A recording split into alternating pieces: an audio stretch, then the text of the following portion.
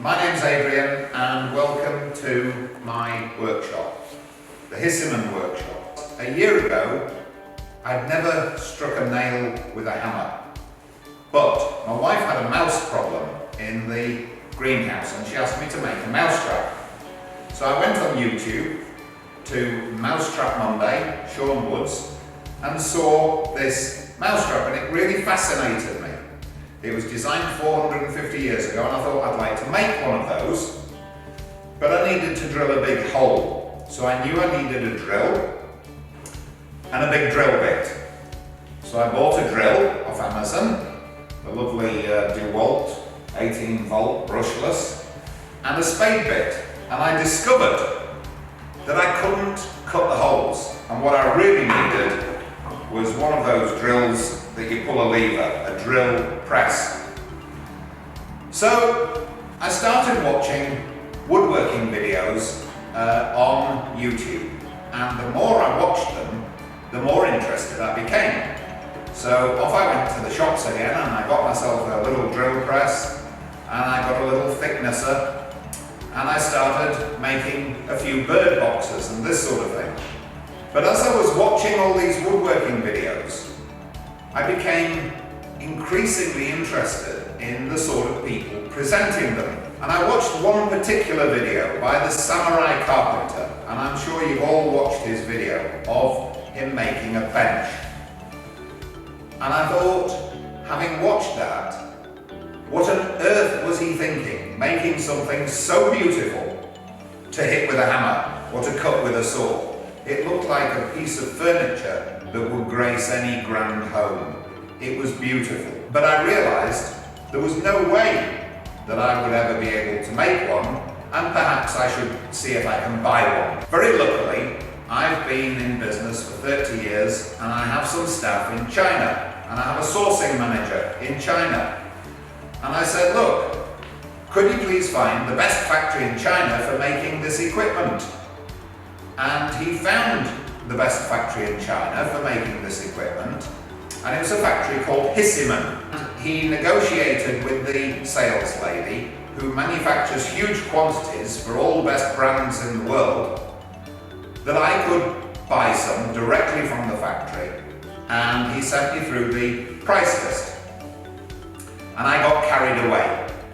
So I bought my table saw and some other items, quite a few actually, a fantastic helical cutter thicknesser, a jointer, a drill press, a mortising machine. A lathe. I thought people make bowls on a lathe. I should maybe buy a lathe. So I filled a container for a very small amount of money because I was buying directly from the factory. A few months ago it arrived in Yorkshire and I set up my workshop and I thought, I want to make a bench.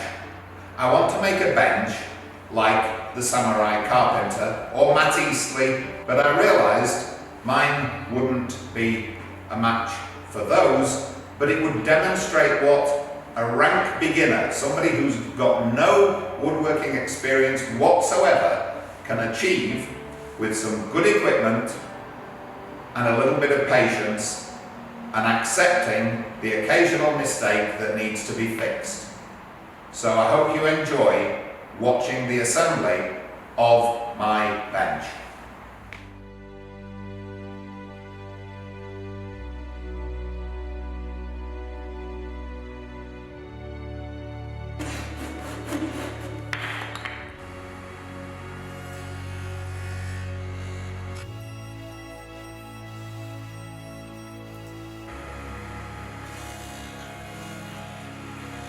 And the beauty of this Hisseman equipment is its accuracy, because I haven't got a clue. And here we have what is known as the iron pig. And the iron pig eats all my mistakes.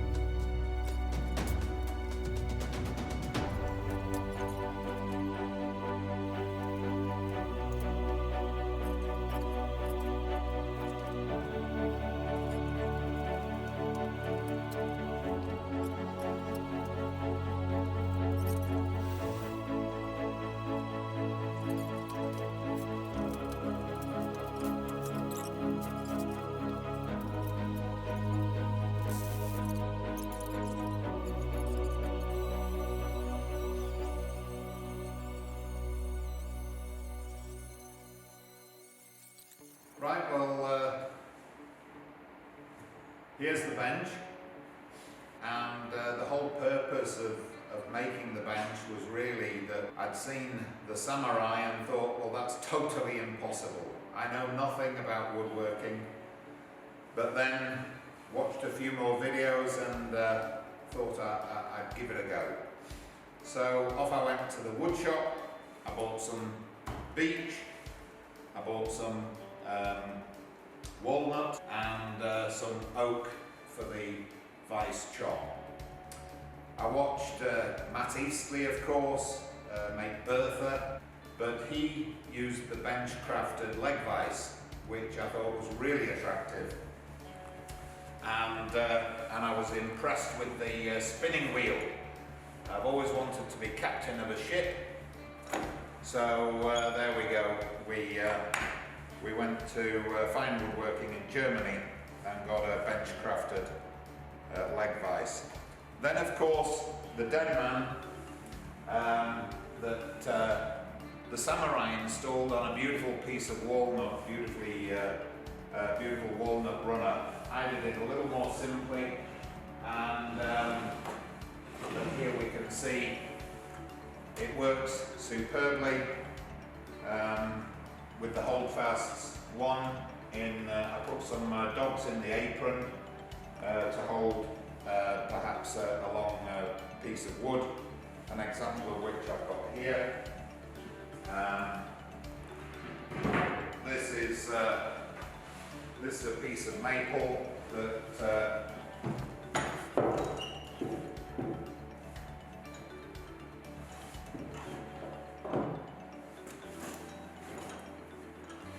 just rests on the holdfast and provides a great platform for planing it. We'll go for a little walk around the workshop before we wrap up. We've got the dogs in the top of the bench to hold a flat piece of material.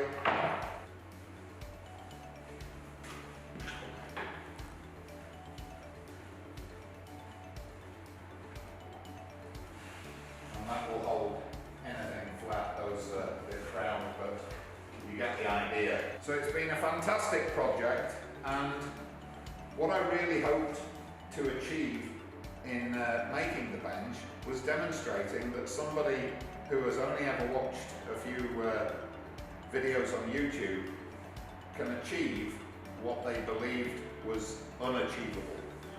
And this is my bench, and I'm very proud of it.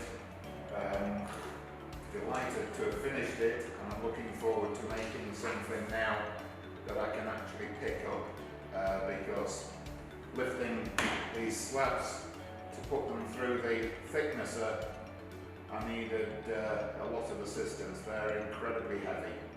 I will weigh the bench and put that in the credits at the end. I'm guessing it's somewhere over 200 kilos, so it's somewhere over 400 pounds. It's very heavy. So there we go. Thanks very much for hanging around this long to see the bench. Thanks for everybody who's made it possible, all the woodworking community on YouTube. And for those that are seeing this video thinking, you know, I've only just started, I couldn't make that. Well, actually you can. Just take it steady. Measure 5 times, cut once. Don't drill holes in the wrong place in your bench top, and then fill them with end grain. Little deliberate mistake there that will forever remind me of losing focus for a few minutes. So there we go. Thanks very much.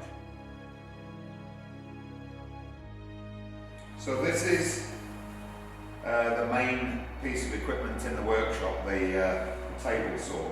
The blade is always set precisely at 90 degrees. This has now been in use on and off for about 6 months since we set the workshop up, since I started learning that 89 degrees was very different to 90 degrees.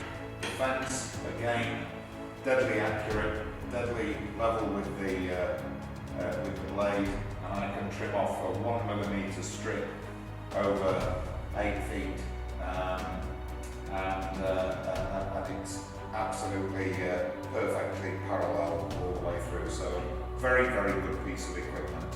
Highly recommended. This is the Hisseman thicknesser. It's got helical blades in it, so when you pass through a piece of wood,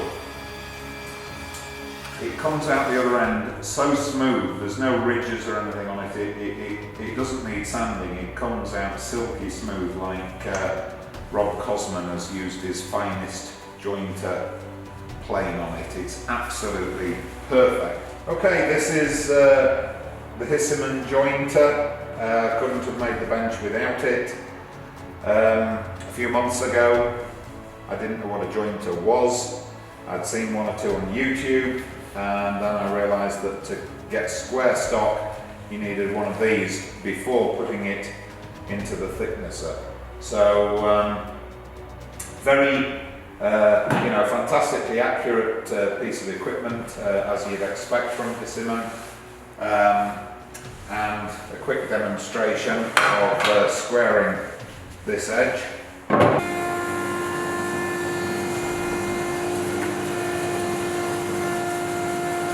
One pass of that was enough to give me the square edge that I can reference from, and in turn make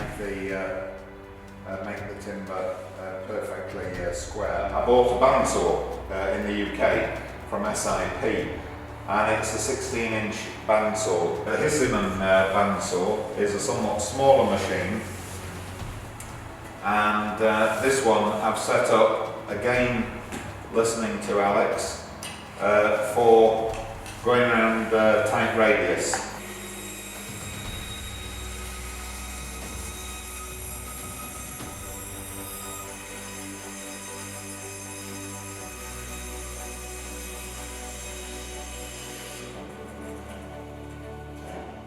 But as you can see,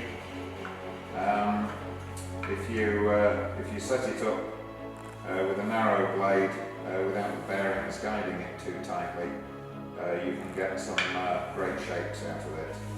So that's the 14-inch Hisseman bandsaw and the larger SIP machine that's set up to resaw. Every workshop needs a router. I happen to have at the moment a little roundover bit in there, and I don't think there's any piece of wood that doesn't benefit from having the edges rounded over.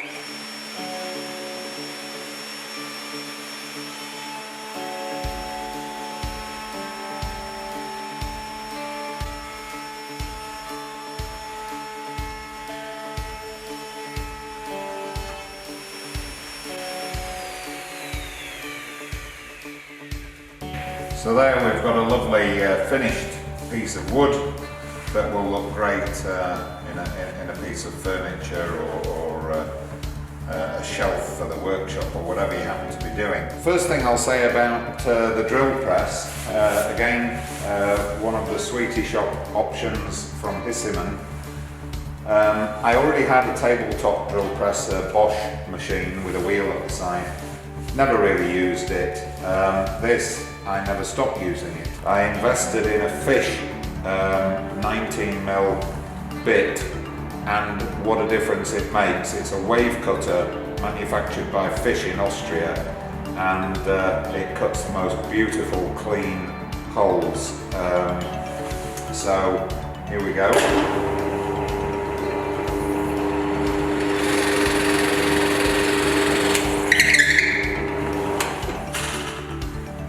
So as you can see there, very, very clean holes. The fence is great. It allows you to do a row of holes in a straight line without marking out everything. So that's the drill press. The biggest thing I would say about mortising machines is making sure that you get the right bit. And there are a lot of cheap Chinese bits, they don't cut wood.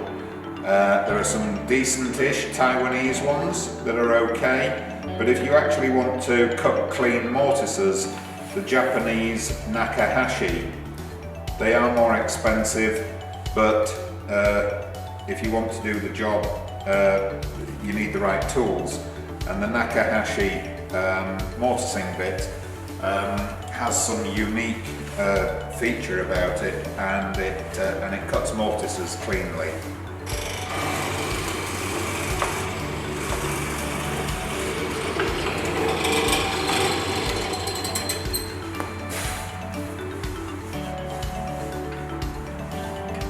So you can see, you can very quickly get a clean mortise. As you can see, we've had a bit of overflow in the dust extraction system, but one of the first things I noticed about workshops was that they were all kitted out with amazing dust extraction. It does the job. It's about 1.5 horsepower. And that will